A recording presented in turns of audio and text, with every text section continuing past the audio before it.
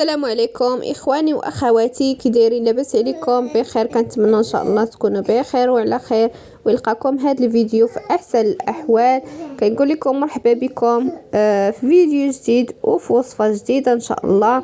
هاد الوصفه ان شاء الله غادي نشاركها معكم، مجربه 100% ومجربه مني انا ووليدتي. بالنسبه لهاد الوصفه ديال الكحه كما شفتوا في العنوان، بالنسبه لهاد الوصفه راها مزيانه بزاف. بالنسبه في هاد المهم هاد البرد بزاف الناس مرضوا وبزاف الناس فيهم الكحه، والله يشافي كل مريض يا ربي، والله يشافي اي مريض.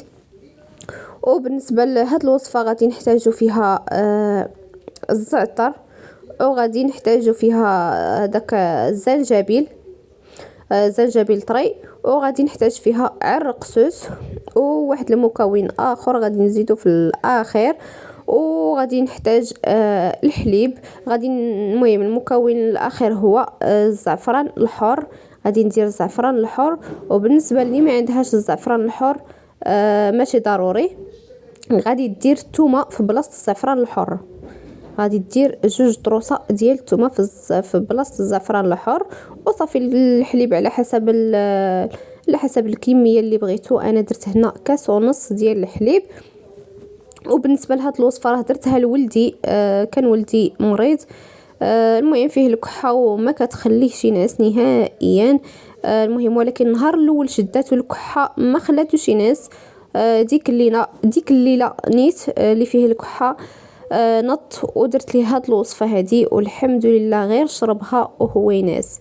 اما راه ما خلاتوش الكحه ينعس نهائيا شي ساعتين وهو كيكح من المهم مشى ينعس مع ديك العشرة والو، ما خلاتوش الكحه ينعس حتى عطيتو هاد الوصفه هادي عاد داه النعاس، غير شربها وهو ينعس.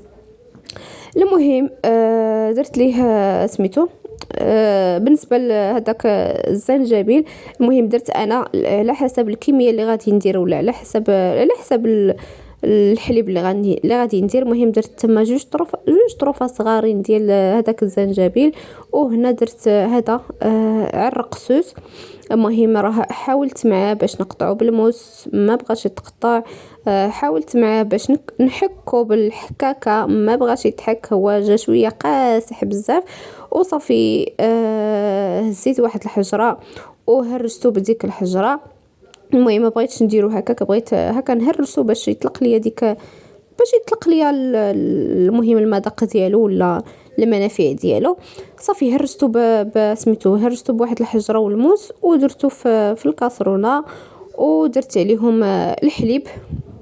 صافي درت عليهم الحليب ودرت عليهم الحليب وهداك الزعفران الحر، وخليتهم حتى طابو مزيان. والمهم بالنسبه لهاد الوصفه اللي جربتها اللي فيها الكحه تجربها على حسابي، راه وصفه مجربه لا مني انا لا وليداتي، جربتها ليا انا وجربتها لوليداتي بجوج بهم، وراه الحمد لله النهار الاول درتها ليهم راه عطاتهم النتيجه. بالنسبه لولدي الكبير درتها ليه 3 المرات والحمد لله عطاته النتيجه.